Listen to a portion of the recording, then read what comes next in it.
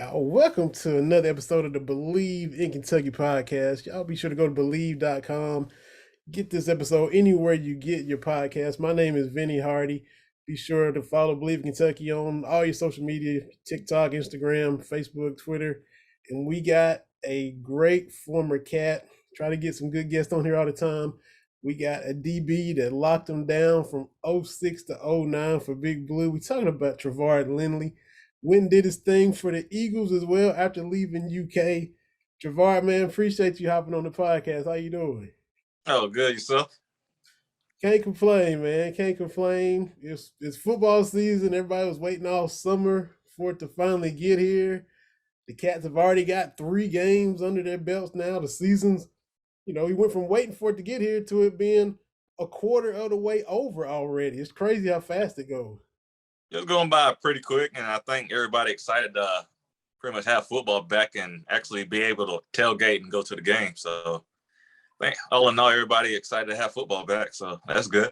Yeah, dude. You get to go check them out from time to time as a fan now, or you pop up and watch practices here and there, or anything like that?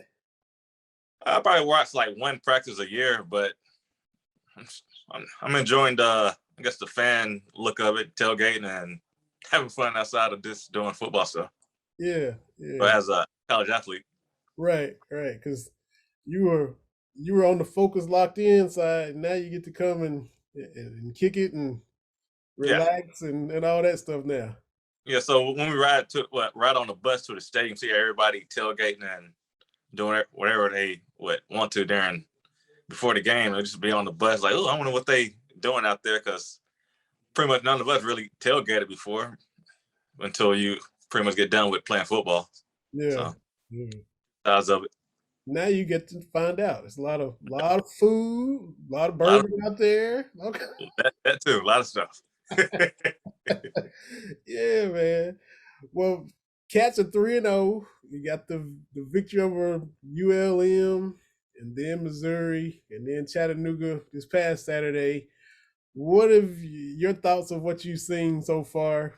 Let's go, I guess, to your side of the ball. Let's go defense and the DBs first, and then talk about some of the rest. I'll say the DBs look pretty good. I mean, I guess the receivers they played in early wasn't too good besides Mizzou. So I guess this week that get challenged pretty good and just go out there trying to make plays. Yeah. It's like really a DB.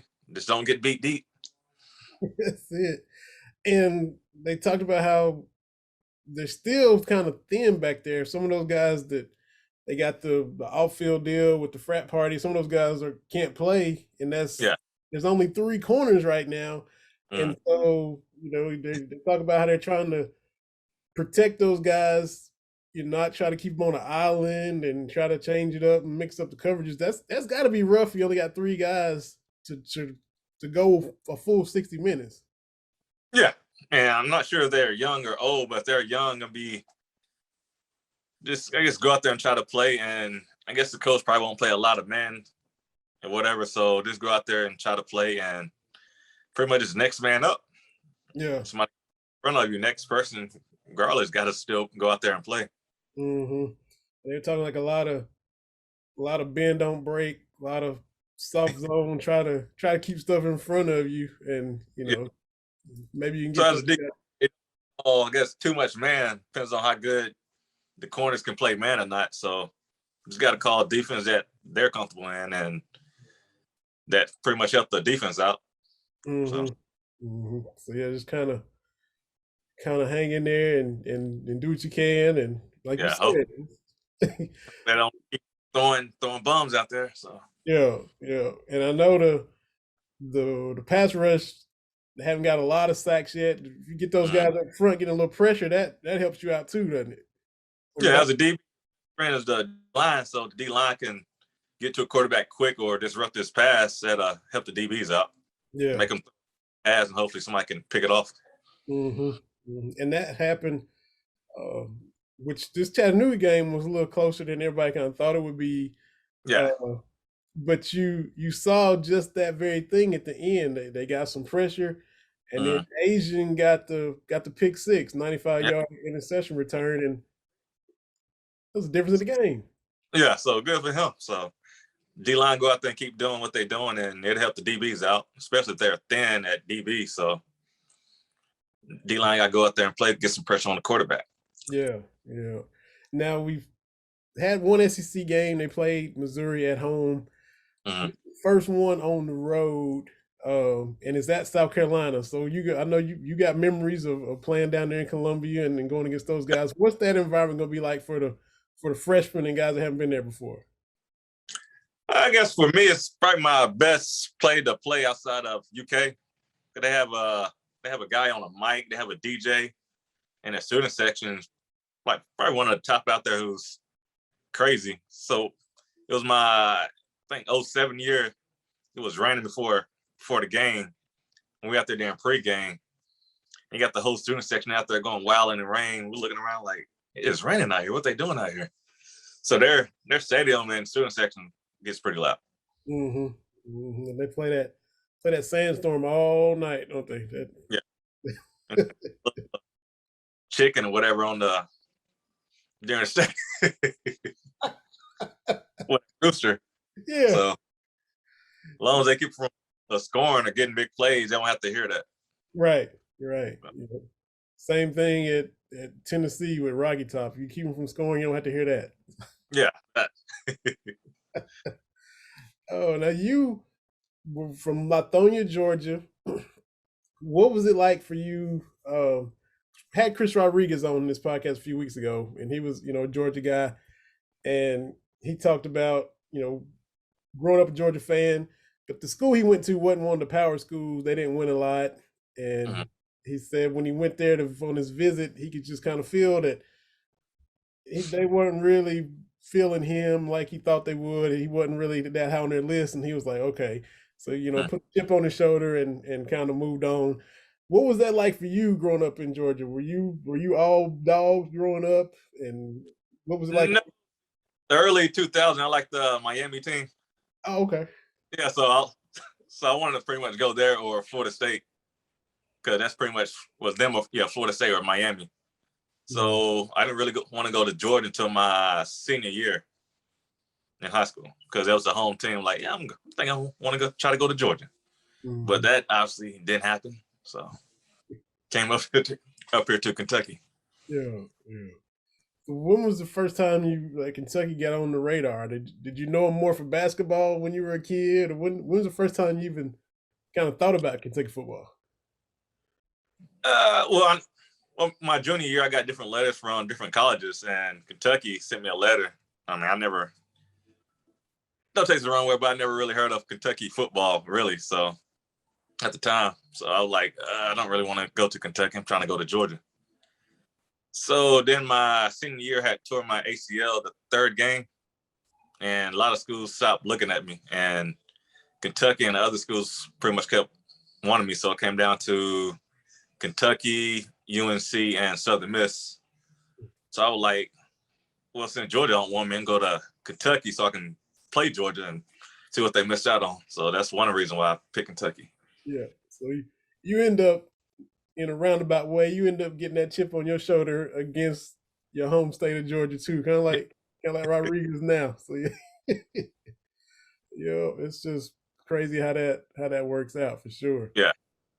Now, like I mentioned at the beginning, you end up after leaving Kentucky, you played for the Eagles. No disrespect. I'm a Cowboys fan, and I know they play this on Monday night. So, but I just had to get that one out there. But what transition was the harder for you, going from high school to the SEC, or going from the SEC to the NFL?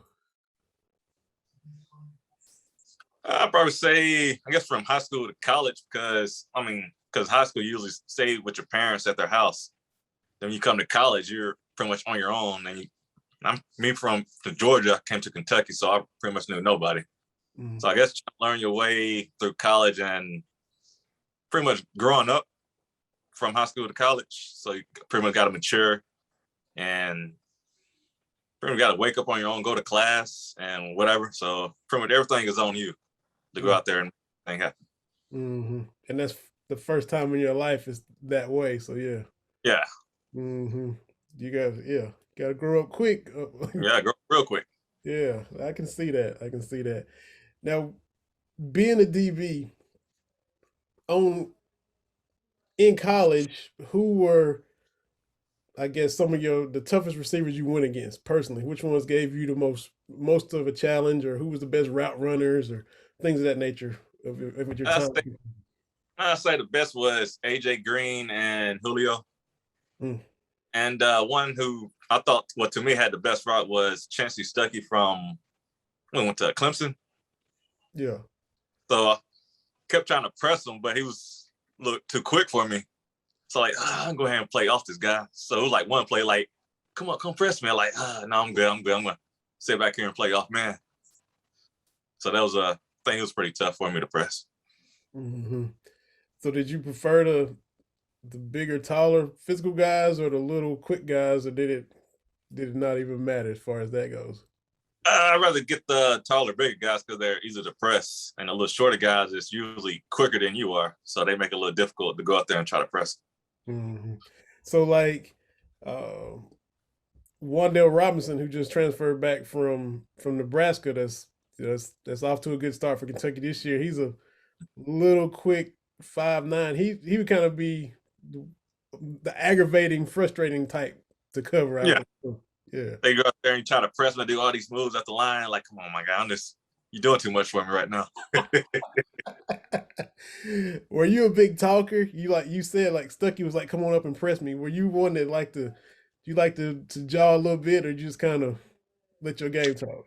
I mean, I usually don't talk until somebody says something to me or they, I guess, catch a ball on me, look at me a little weird, and I'm gonna have to say something. But other than that, I really didn't say too much. Yeah, yeah. You just kind of played it how they played it. Yeah. I got you. So remember we played Georgia, and I think it was number one. Can't think of his name, but he caught a 10-yard out on me. Then looked at me to flick the ball to the ref while looking at me, and that kind of pissed me off a little bit. So I had to say something else. It's all fun and games, so they try to start Oh, disrespecting you. but Massaquoi was his name. Oh yeah, yeah, Muhammad. Yeah. Yeah, that's It's all fun and games, so they try to you start. look cocky. Exactly. Now the fun part about DB, right? You playing the mind game, the chess game with the wide out, Mhm. but you also trying to play games with the quarterback too to make him think he got something when he don't, trying to disguise stuff. You got a little two-way cat and mouse game going at the same time as a DB, right? Yeah, as far as I guess playing off and pressing, but I talked to some quarterbacks who they said that does nothing to them. They just look at the safety, and if it's too high, pretty much it's quarters or cover two. If it's one, it's man. So because that really didn't do too much with quarterbacks from what they told me. But I guess as far as a receiver, try to play my games with them Yeah. for pressing or playing off. Mm-hmm. It's that little, you know, he tried this, you try that, you try to mix it up, or Yeah. try to keep So him. jam him or fake jam him and get back. So we try to mix it up on him. Yeah, yeah. It's always fun stuff. Um, man, can't have you on here without asking about Coach Brooks, man. Your favorite story, memory, interaction, funny moment, whatever stands out to you the most about Coach Brooks, man. Because we see him now on Twitter. He's out there living his best life. He's tweeting out, his golf scores. He's tweeting Mm. out stuff from the garden. He's all those beautiful pictures from out there in Oregon. I shot at 85 on this course today.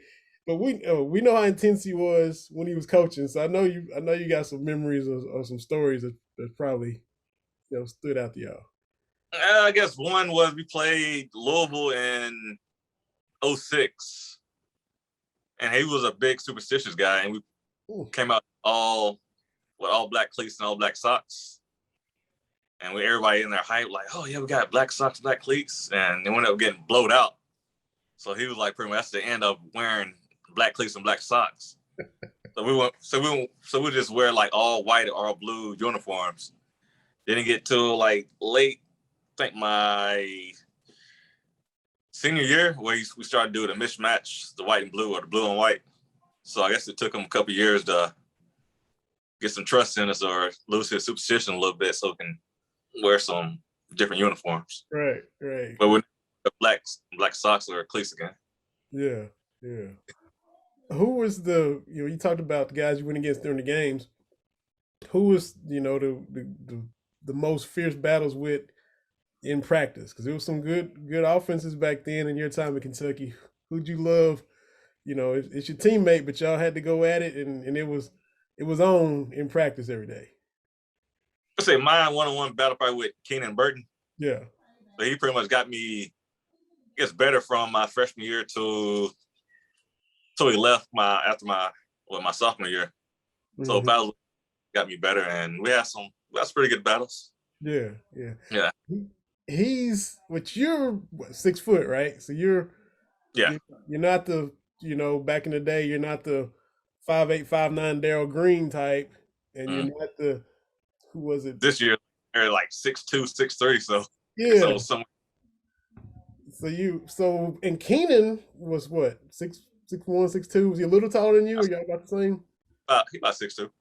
So he wasn't the water bug, a lot of moves at the line. He was more your size. So I can see y'all having a lot of. I mean, he has some moves off the line. So he does a little, they call it foot flare. He'll figure like this. He's wait till you to make a move, and he'll make a move off you. So, and we had Stevie Johnson, who had the unorthodox release. So he come out like with a basketball stance, his feet wide. So like he crossing you over is how he did his releases. So it was a little different. Yeah. Now, being an experienced player throughout the SEC, we talked about this Chattanooga game this past Saturday where Kentucky won, 28-23, and it was a lot closer than everybody thought, but, you get the win and move on. Everybody, you saw the players talking about, we know we got to play better than this when we play SEC teams. It shouldn't have been this close. We were flat.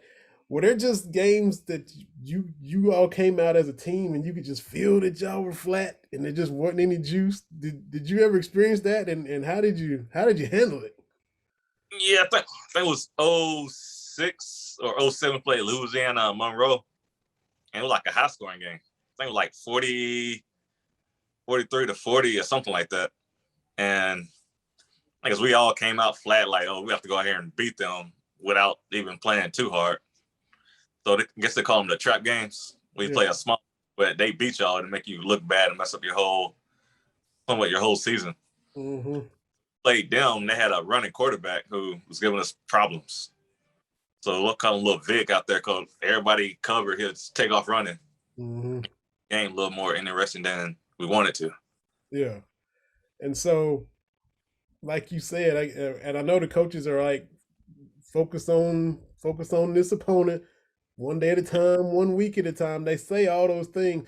Don't be looking ahead to Florida or LSU next week. We got to focus on. But even though they say that, it's just human nature that we're supposed to beat this team. And then the next thing you know, it's the third quarter and it's a dogfight. And it's like, how? It's just. Yeah. Is it? So I guess coach pretty much how to just bring everybody back, like stop looking till next week or a bye week if it was one, and focus on this game and try to win it before you look for next week. So just go out there and try to bear down and win the game, and hopefully you win it. Yeah. And then when this team is hanging with you and they shouldn't, and now you're like, man, now it's hard to kind of turn the switch on when you didn't think you would have to, isn't it? Yeah. So I guess by first, second quarter, you're like, eventually we're gonna blow this team out. Then third, fourth quarter, like, we can't blow this team out. They still in it. So you gotta come back and try to pretty much play harder than you was playing and try to beat them. So when it's that situation, when it's third or fourth quarter and it's 24-21, and you're like, man, are the coaches losing their mind? Or are the seniors on the team losing their mind? Is it the captains? Who's over there trying to keep everybody calm, or who's trying to get everybody fired up? What's going on the sidelines? Is it, because people are like, dude, it shouldn't be this close. What's going on? Is it the coaches that are like really getting in you, or is it the players that are like? I mean, the coach is still gonna get in you because they still want to win the game. You should win the game going against a smaller team. Mm-hmm. Also, the starters, whoever's out there playing, trying to pick each other up on going out there and play harder so we can get this win. Mm-hmm. So everybody trying to come together to get your mind right, go out there and win the game. Yeah, refocus. Yeah. But it just happens. Like you said, it's a roller coaster. You can't come out and be on 10 every game. It's a long season, and sometimes it just so pretty much don't down to what they're doing. Try to go above them and play harder. So yeah, that's the hardest thing on playing a team who you should go out there and beat is don't play to their level. Mm-hmm. And I'm the NFL, like back when the Browns was going 0-16 every year. I'm sure they come in 0-12 and playing a team that's 9-3. You probably think you're gonna roll them, and next thing you know, it's a tight game because the Browns still trying to get at least one win. Yeah, and you're not focusing on the playoffs, and next thing you know, you just overlook them, and it's yeah. So I guess they probably had a lot of close games. So, but obviously they still lost. But sure, some of the games they did lose, they still had close games, but it doesn't really show on the record. Yeah. Because NFL, I mean, it's like a close game almost every week. No matter who's playing. It's talent all around. So just I guess a team with a better strategy and players who are out there working hard, probably going to win the game. Yeah. Now you are coaching at Bourbon County, like you said, you've been there for 3 years. Did you know that you always wanted to coach at some point, or did you kind of get the coaching bug, late in life, or were you like, once I'm done playing, I know I want to coach at some point? No, I had no desire of ever coaching. So, my first year coaching, I went to my little sister's track meet, and I guess they had 2 coaches who were long distance coaches, and they had you had track runners out there. So my mom like, you should go out there and coach. I'm like, nah, I'm not coaching. I do not want to coach. I'm gonna stay over here and just watch this track meet. So their coaches came up to me like, I heard you ran track. Well, I guess my mom was talking to me beforehand. Like, I heard you ran track in high school. Like, I ran track in high school. It's like, do you want to help us come out here and coach next week? I'm like, hell, I looked at my mom like, what do you tell this guy? So I'm like, yeah, sure, I'll come out and help y'all coach a little bit. Then been coaching ever since. And my little brother wanted me to coach with him a couple of years ago.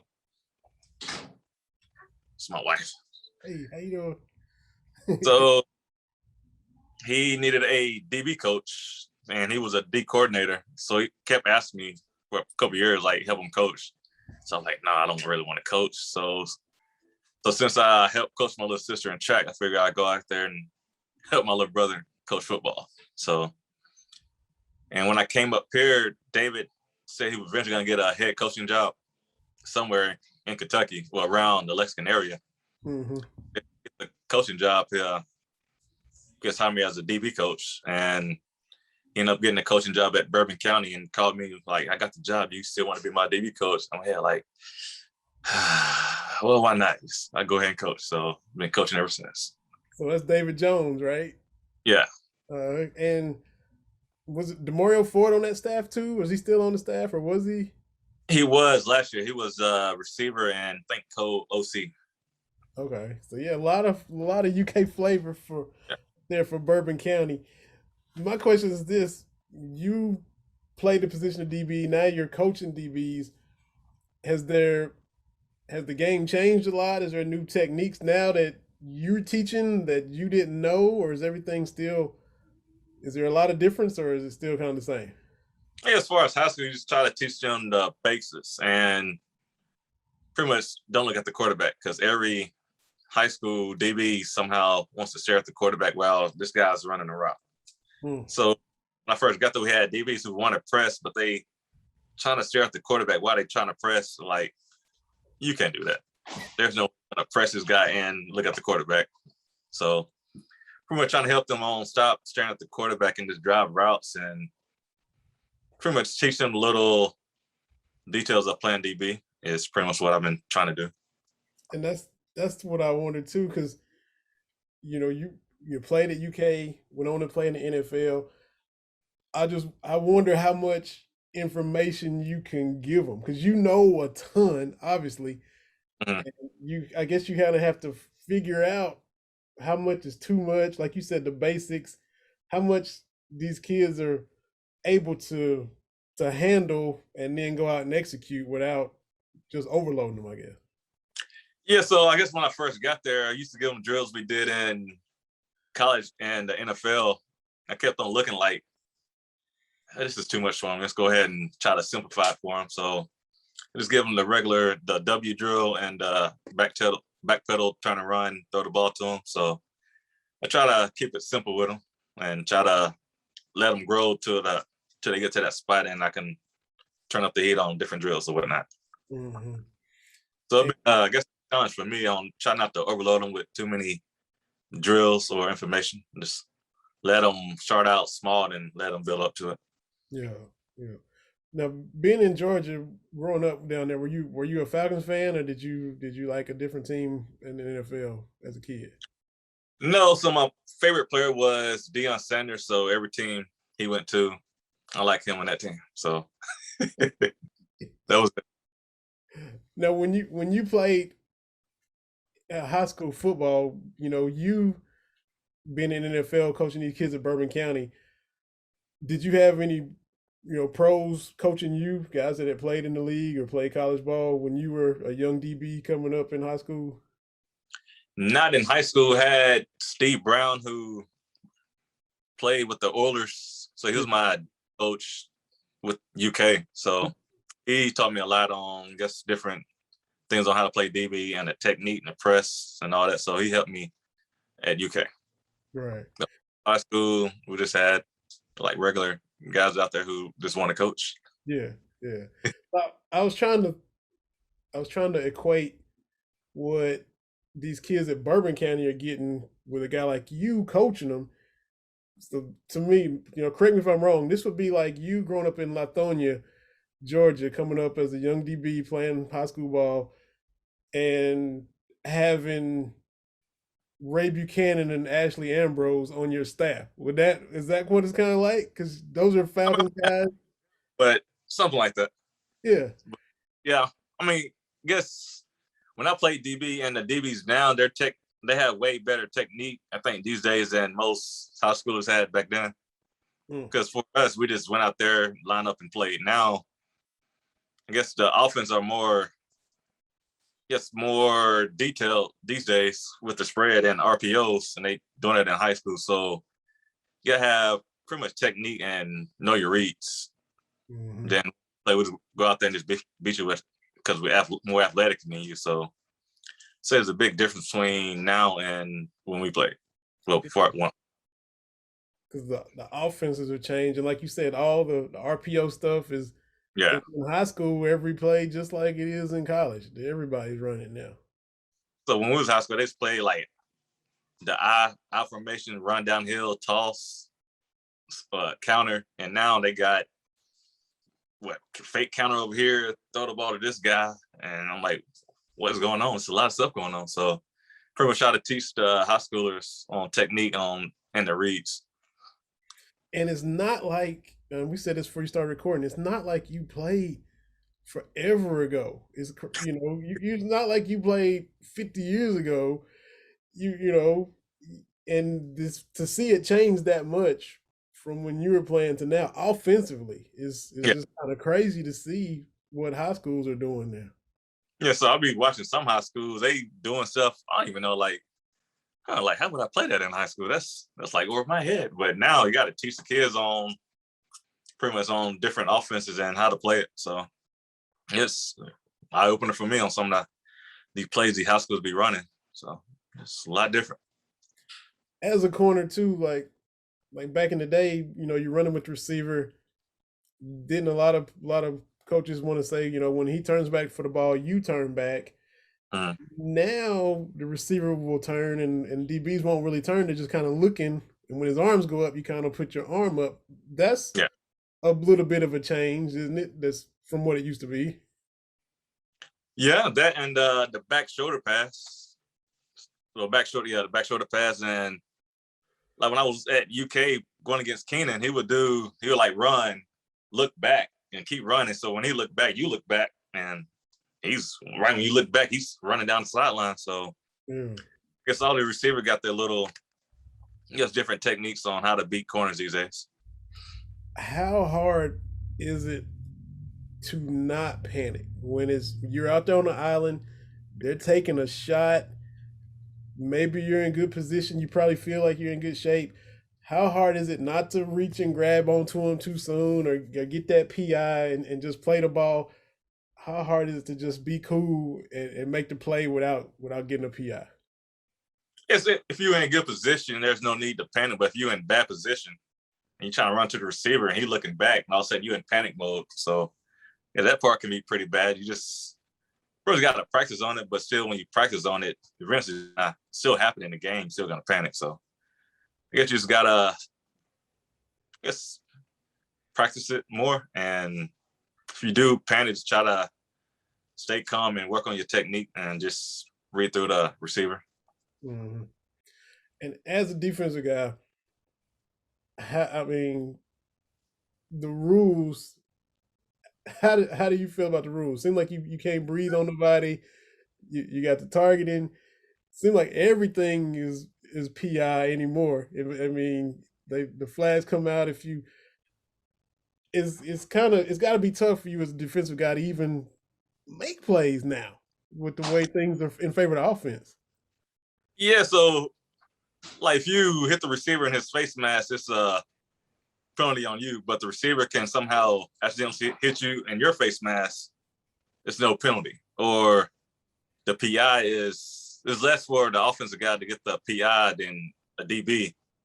But he can sit there and push you. But the moment you somehow push him back, going for the ball, it's a flag. Yeah. So it's more towards the defense on getting a flag or a PI than the offense is. Mm-hmm. Got to tell you real quick too. We got a sponsor that sponsors the podcast called La Terrain. Trevard La Terrain watches. They make watches for men, women. They got accessories. They got the website laterrain.com. You go there, you can hit the chat button. The owner of the website himself of the company will respond back to you. So if you want a gift idea for yourself or for your better half that just came through, go to laterrain.com. Get yourself a watch, LA-TOURAINE.com, laterrain.com. Dave and Ben are doing big things. A lot of former UK players and NBA guys have endorsed this company before, and we appreciate them sponsoring the podcast. So maybe you're just tired of looking at your phone. You want to have a nice timepiece on your wrist. Maybe you're going somewhere casual. Maybe you're dressing up a little bit. They got whatever kind of watch you need at laterrain.com. All right, I'm about to check them out. Yeah, for sure. And tell them y'all listening. Tell them you heard about them on the Bleav in Kentucky podcast, and they can definitely hook you up. One quick thing about your Eagles, man. They got a new coach. They got Jalen Hurts up there, the young rookie Devontae Smith from Alabama. They destroyed Atlanta, and then they fell to the 49ers the other day. They play the Cowboys Monday night. What kind of season you thinking is happening for your Fly Eagles fly up there in Philly? I think they win the NFC East. Oh, beat them Cowboys. Oh. So, I think they have a good year this year and go to the playoff. Yeah.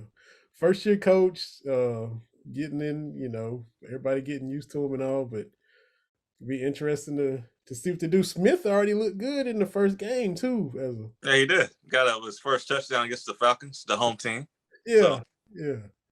My older brother likes the Falcons, so. And former Cat, another UK DB, Mike Edwards with 2 pick sixes against the Falcons. I seen that. Man, they said I'm in 9 years or something like that. So they got 2 pick sixes at that. So that's pretty good. That's a good day, ain't it? There it is. Well, man, you had double-digit picks at Kentucky. You got some picks in the pros as well. So you were a ball hawk and had a nose for the football. You did it well in your time also, and we enjoyed watching you play for the Cats. Cool seeing you coach at Bourbon County. I know, Tom Leach, the voice of the Cats, went to Bourbon County, so I'm sure Yeah. he's proud to have you as a coach for. A couple of his TV. He was on Bourbon County football field. So Yeah, that's all right. Well, man, it's been a blast to be able to talk to you and chop it up with you. Love to have you on again sometime. Apologize that I was a little bit late. That is totally on me, and all good. won't let that happen again. But cool to be able to meet you and have you on here. Say hello to the missus and hope y'all have a good rest of the evening, man. Thanks for hopping on the podcast this evening, Trevard. Oh, thanks. You have a good night yourself. You too. This has been another episode of Bleav in Kentucky. Y'all get it wherever you get your podcast. Rate, review, subscribe, check it out. Everybody have a good evening. This has been another episode presented by Bet Online, and we'll see y'all next week.